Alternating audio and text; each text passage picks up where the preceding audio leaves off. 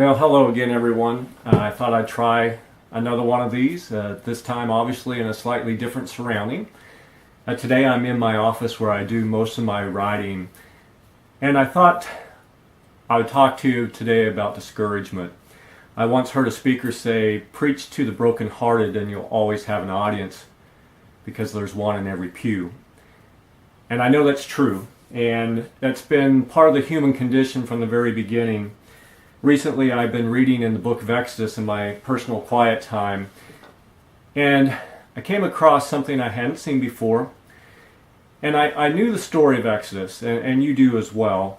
The people, Israel, had been there for about 400 years, and by this time, they're incredibly frustrated.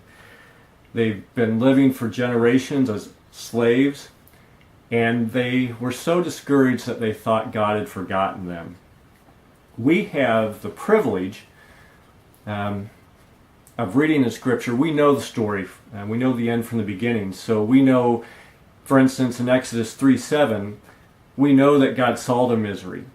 We know that He heard their cries for help and that He was concerned for them.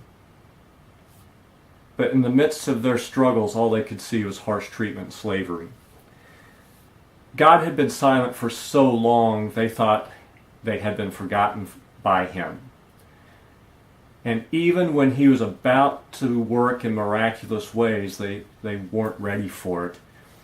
When God prepared Moses to go speak to them, to tell them what He was about to do, listen to how they received Moses. This is found in Exodus chapter 6, verse 9. Moses reported this to the Israelites, this being everything that God had said He was going to do for them. But they did not listen to Him because of their discouragement and harsh labor. And I love the honesty of Scripture here because I can relate to it so well, and I think you can too. The Israelites were so overwhelmed by life and by the unfairness and the harshness of life that they'd given up on God. They couldn't see Him, they couldn't hear Him, and they just felt a million miles away from Him. And they were so discouraged that they would not even listen to God's messenger. And never before had I seen this connection in Scripture, but God makes it. There's a connection between broken hearts and broken ears. Sometimes when our discouragement is so high, our ability to hear from God is often very low. In fact, our willingness to hear from God might also sink into the toilet. That's a reality. But it's not the only reality. Because just like in the Israelites' case, even though they had given up hope and feared that God wasn't listening to them, He was. And even though they couldn't hear Him, He was acting on their behalf behind the scenes.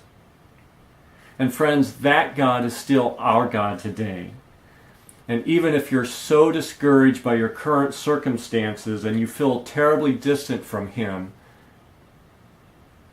He is still active. He still sees your misery. He still hears your cries for help. And He still is concerned about you. So don't give up hope. Your Exodus may be just around the corner as well. Until next time, keep the heart teachable.